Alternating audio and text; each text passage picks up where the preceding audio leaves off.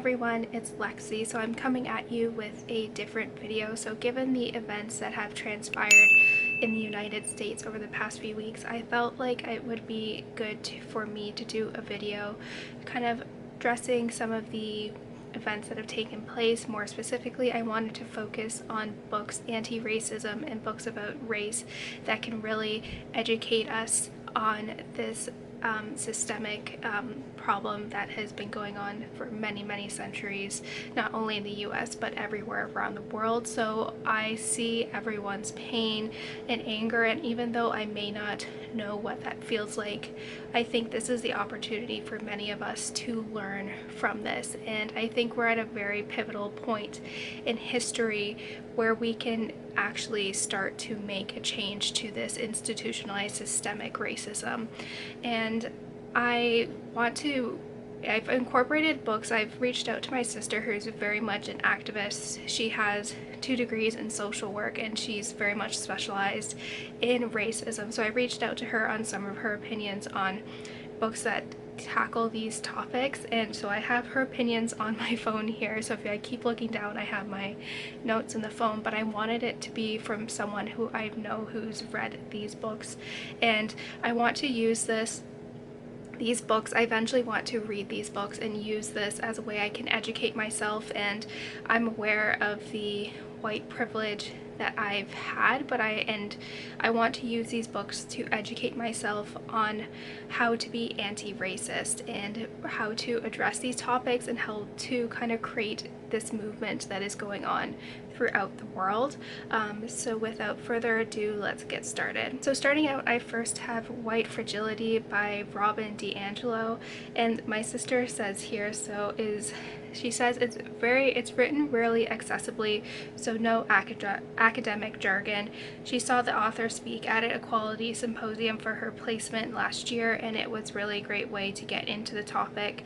And she feels like this is a good starter because it discusses implicit bias and debunks a lot of common misconceptions that even she had, and it sets the stage for the other readings. So I've seen this book actually circulating online now given the events, and I definitely want to pick this one up very soon. I feel like it will be I feel like I will learn a lot, and I feel like even though I don't intentionally or unconsciously do some of the things I do, I think it's important for me to realize that they may have some, racial part of the racial systemic undertones that I may not be aware of. So I think this is a good one to get started with. Next, my sister recommended How to Be an Anti-Racist by Ibram Kendi, and this one takes a specific look into anti-racism work, and she said this one is a little bit like a good second one to read after White Fragility as well. So this one I think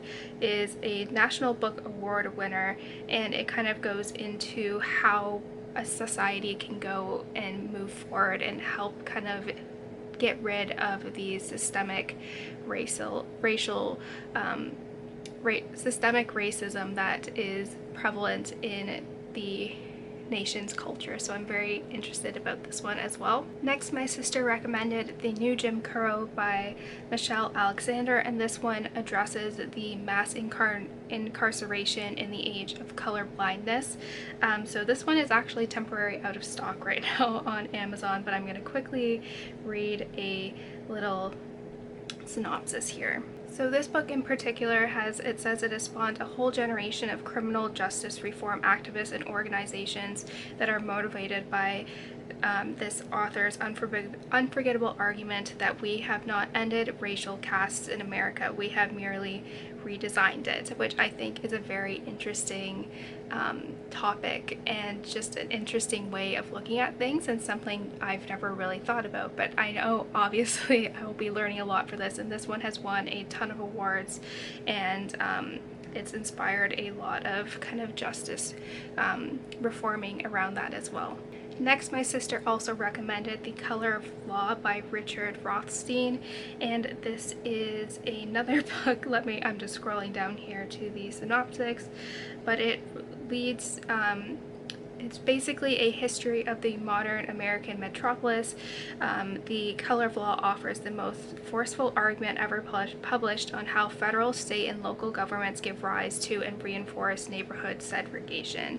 So this is also very prevalent to what is going on now. It'll be very interesting to see, because and from my personal experience, like I said, I've never really sat down to really think about these topics. I'm aware of them, but I've never actually looked into this. So this one also seems interesting as well, especially with how coronavirus has panned out and just how it's been specifically prevalent in African American communities, given the segregation there as well. I think it also is very relevant now.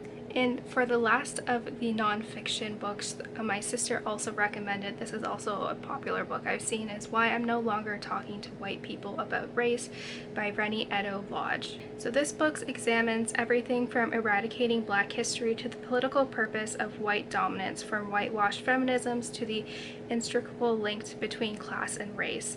So I think this one will also be very interesting as well, giving the current climate right now, that it says it also offers a timely and essential new framework on how to see, acknowledge, and counter racism. So I think this also will be a good one for us to kind of learn how we can implement these anti-racism effects into our lives and as a culture as well. So then my sister also recommended 2 fiction reads. So obviously the first one would have to be The Hate U Give by Angie. This is already a very popular book.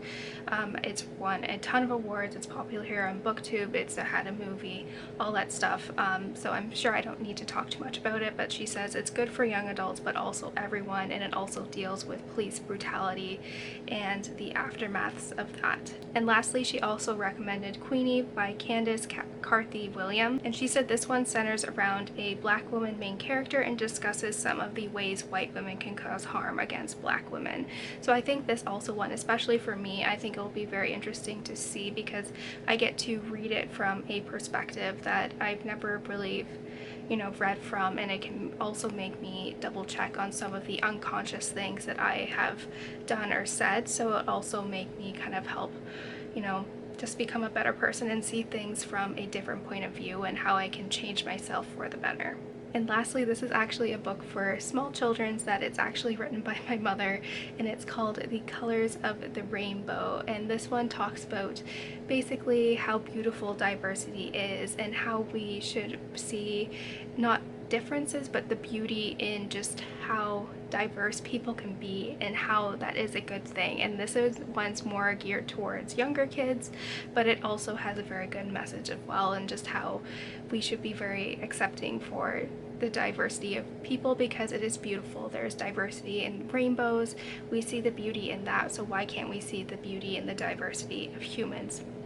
But yeah, I had to give a little shout out to my mom for this book as well. So that's it, guys. I hope you guys enjoyed this video. It's a little bit darker on the subject matter, but I feel like it's very important that we start talking about these issues, and now we have a platform and a movement going on where we can communicate about these things and learn, and we can all help each other move our world forward. So let me know in the comments below if you have any more anti-racism and race books that you think would be good for people to talk about.